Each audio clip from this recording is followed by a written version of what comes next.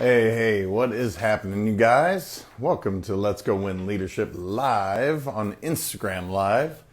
And got some questions that came in, but I was thinking as you guys start to come on, what happened this last week? There was a Super Bowl, which regardless of who you were rooting for, it was freaking pretty amazing to see that game.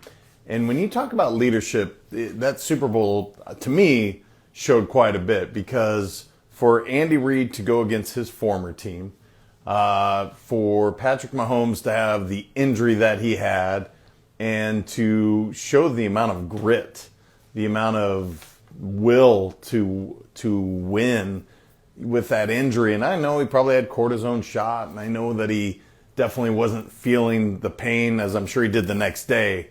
But it was literally a flawless second half. And the amount of game planning that took place, the amount of film that took place, because what they recognize is a touchdown that had taken place from another team.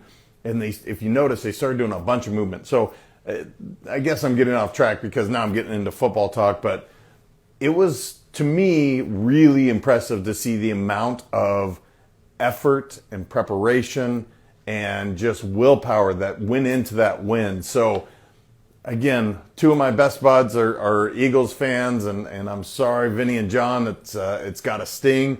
Another good friend of mine is, I haven't seen him in a minute, but Navarro, congrats. It's two starting on a absolute dynasty with Patrick Mahomes. And again, being a Packer fan, my son asked me, what's the difference between, Rodgers and Mahomes? And he said, would you put Mahomes ahead of Rodgers? And I said, well, I wouldn't say that yet. I think it's going to happen because he's already got 2 Super Bowls. But the biggest difference, I will say, between the two is leadership. Pat Mahomes, you never see him really get down on teammates. It's always pretty positive. If he makes a bad pass, he's like, my bad, moves on. And my guy Rodgers, unfortunately, that's not usually the case. You see every emotion, and he absolutely can come down on others. So that's kind of what happened last week. I thought it was a great example of competition. It was an amazing Super Bowl to watch. But the leadership qualities that were displayed, on both sides, by the way, I will say that I thought Jalen Hurts did absolutely incredible job for this being his first Super Bowl. He was the youngest Eagle to ever play in a Super Bowl. Not the youngest quarterback ever to play in a Super Bowl, but youngest Eagle to play in a Super Bowl. And the amount of moxie that guy has, the amount of, he's just so calm and cool and collected. He's going to get one. So to those Chiefs fans, congrats. It's 2 in the last couple of years. And Chiefs fans, I think Eagle fans, I think you'll be pleased because it's going to continue to happen. All right, so let's get to some questions. Who do you look up to for inspiration or mentorship? Oh, this is a fantastic question. One of the things that I've always said is find a coach. I've had a mentor that since early in my career in the financial service world. His name's Tom McCarthy. He was a descendant and a disciple of Tony Robbins. He was one of his first sales guys, and Tom has always been that guy that has been completely vulnerable. I remember early in my career, we were getting off the phone. He says, "I love you," and I thought, "Whoa!" I barely say that to my dad, and I hardly said it at that time. And he's like, "Yeah, man, I just want you to know that I love you." And it's funny how that stuck with me for so many years. So if you're watching, and just thank you for all the years. So that's someone I've looked up to for sure. There's another guy by the name of Mike Duncan that was a great mentor to me in the insurance world and the financial service world, and has been a friend. He's taught me a lot about empowering others, delegating, doing what you love. That's one thing that I learned from Mike, is to outsource. And his whole take is you're giving someone else an opportunity.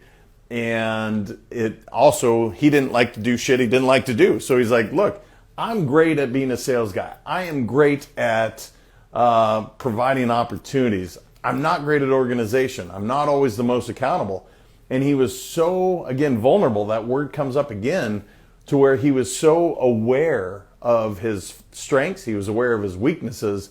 And he totally accepted the fact that I suck at this, but I'm great over here.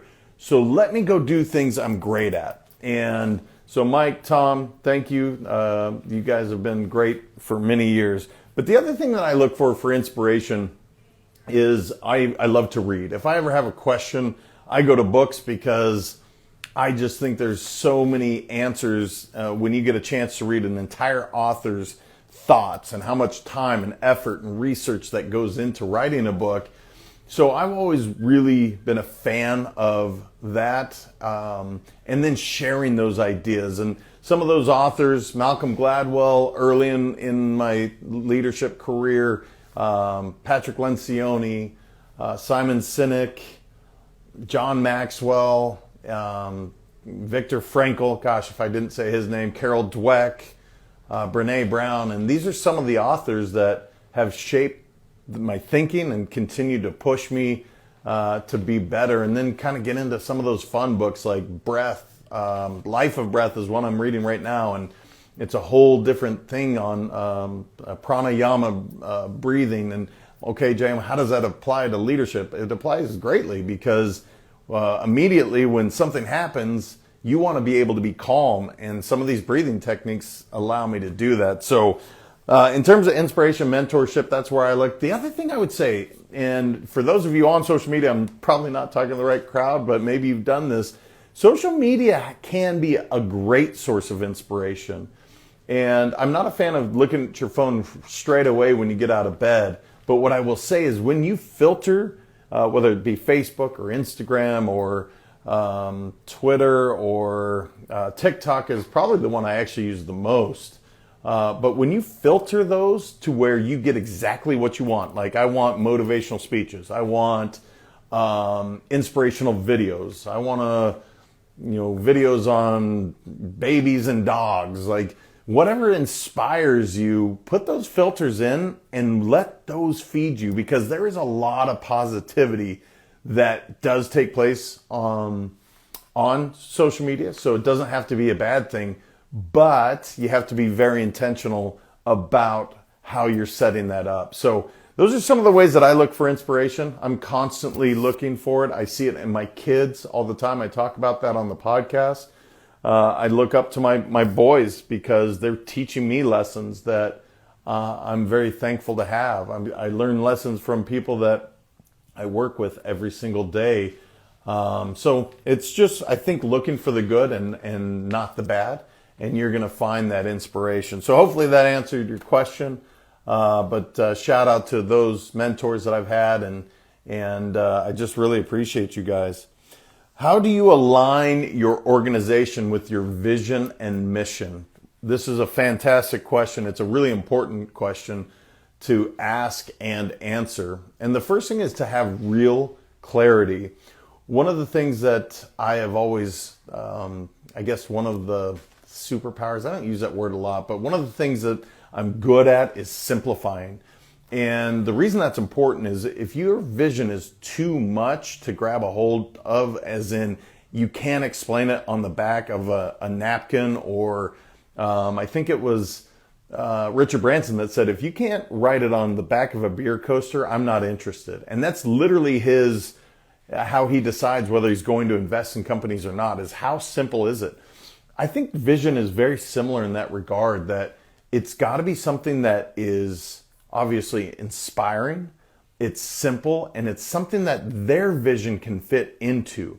So that's the start, is get clarity on what that is, why you're doing it, and then you start to feed into the people that you are working with how that vision is going to allow their vision to thrive. Being clear on what their vision is and what's going to motivate them to do that. So the big part of this is asking questions, really understanding, like, I see a few of you on here. I see Shannon on here. I see Jeff on here. These would be people, if they were on my team, I'd want to say, all right, Jeff, what is your vision? What are you looking to accomplish? Can you see your dreams, your aspiration, your vision? Does it fit inside of what I'm doing? or do I need to grow mine bigger? And sometimes you have to grow it bigger. There's often that you aren't thinking big enough. And that's one of my favorite things is when I get challenged on a vision where they're like, what are you talking about? Help 1 million people. Let's go help 10 million. Let's go help 100 million people. And those are some of the people that you want in your life because you're so much greater typically than you see in the mirror. So getting clarity, talking to the human beings on your team about their vision, what they want to accomplish. And then lastly, the alignment part is constantly talking about it.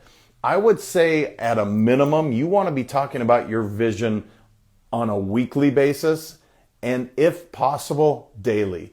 And it doesn't have to be a long time, but one of the things you can do is always bring it back to what that vision.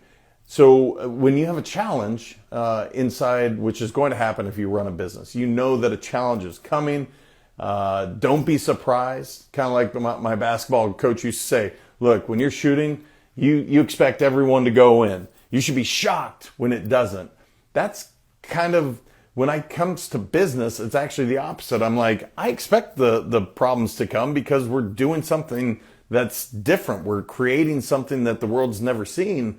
We're trying something, that's come from an idea. So problems are going to happen. And when you involve human beings, that's also going to happen. So don't be surprised by those. And what's going to be required is, let's go back to the vision. Why are we doing this? Because as Viktor Frankl said, and I mentioned him earlier, one of my favorite books is Man's Search for Meaning. When you're clear on the why, there is no amount of hows that can get in your way. So when you know why you're going for whatever your vision is, there's no amount of challenges, problems, hows, all the things that come, monetary shortages, we ran out of money, we had this problem, the market's down. I mean, you name it, you're going to have issues come up. But when you are clear on that vision, it doesn't matter because nothing is going to stop you. So when you're clear on your vision, you make sure that your vision is big enough for your team, and then you constantly repeat it and you constantly bring it back to that vision. I think you'll get real alignment within your culture, within your team. And it's a great question. I love that one. I'm sorry I didn't write down who that was from, but I love that. And if you ever have additional questions, I'm passionate about talking about other people's vision. That's another thing that inspires me, is to hear, what are you trying to do? What are you trying to create? So I'd love to hear what you guys are doing. The last one I took for today, I do three of these a time. What do you consider before promoting someone? There's a lot of things. Obviously, we are looking at performance. We are looking at, are they aligned with the culture? And I would start with that first, because when I'm hiring, and this wasn't the way it always was, I promise you, I used to be a resume, I'd search for the best resume and I would hire just based on that. And I learned not as long ago as I wish. I learned quite a while ago that I would much rather hire for character and teach skills than hire for skills and try to teach character. One of the things I have learned is character doesn't typically, is somebody that's in their 20s, 30s, 40s, 50s, 60s. A lot of times when somebody tells you who they are, you should just believe them, because that is how they're going to show up on a daily basis. So if somebody's like, for instance, I'll give you an example. So Courage, Fun, Transcend was Let's Go Win. Now it's Happy, Healthy, Wealthy. Let's say I work with somebody and happiness is just not on their radar. They really don't care about being happy. They just want to come in and make their money and go home. That's not going to align with what we're trying to do, because I like to have a lot of fun in my work environment. I like to be happy. I like to joke around. And if that's not in alignment, I don't care what skills you have, we are going to battle with one another. We are going to butt heads, and it's not going to help what we're both trying to accomplish. You're not going to be happy in the workplace. I'm not going to be happy. And ultimately, it sets up for a really long and drawn out, not very synergistic relationship. And so what I'll look for is, are your values in alignment with what I'm trying to do? Yes. Okay, cool. And I'm Nisha, who actually does a lot of the social media and so much of what you guys see. I didn't hire her for that position. I actually hired her based on the vision that I had cast, the characteristics of hard work, fun, and being courageous, and she hits all of those. The skills came at a later time because she does have that growth mindset, because she is willing to be courageous, because she loves to have fun. It aligned with me. But the skills and some of the things have changed. If you were to look at the job description that I hired her for years ago, it has radically shifted. And if she were on this, she would never do that because she doesn't like to be on camera.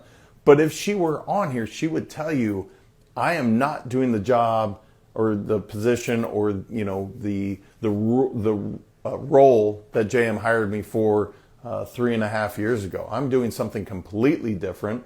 Every day I'm doing something new. Every day I'm getting challenged, and she steps up to that challenge. So when you're looking to promote, I know there's a long-winded way of saying, do they align with your the values of the organization? Are they looking out for what's best in the organization versus what's best for me? And you'll see this often with sales folks. Your best salespeople often, because sales, you are taught to look out for number one, they will literally do whatever's best for themselves over perhaps the company or even the client.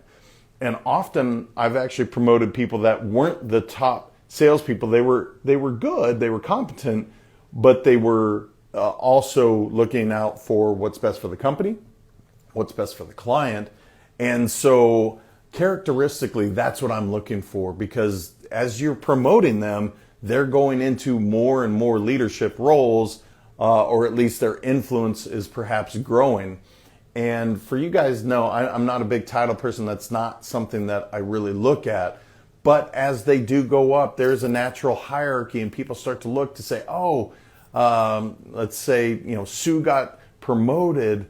Now she really has some additional influence over the rest of the team. Well, if Sue is not bringing that culture, it's going to go poorly. So when I'm looking to promote, I am looking for that. Are you in alignment with the values? Are you clear on the vision? And are you able to cast that vision as well? So 3 fantastic questions today. And again, I hope you guys are getting a lot of value. I saw quite a few of you guys come in and wave. I'm sorry, or I didn't wave back necessarily. I was trying to get through all my stuff. But I wanted to share that with you today. I hope you guys are all continuing to grow your mindset, your businesses, and continue to grow your influence with your teams as well. So I appreciate all you guys. Hopefully this helped you be happy, healthy, wealthy, because that's the whole point of what Let's Go Win is all about. Make sure to check out the Let's Go Win podcast. We have some absolutely amazing guests that have been showing up and bringing so much value. We have some additional speaking venues coming, and I've been talking to Lise about possibly doing some additional events. So maybe stating this aloud will push that a little bit harder so that we get to see more of you guys in person. So I appreciate you all, and have an excellent week. I'll talk to you soon.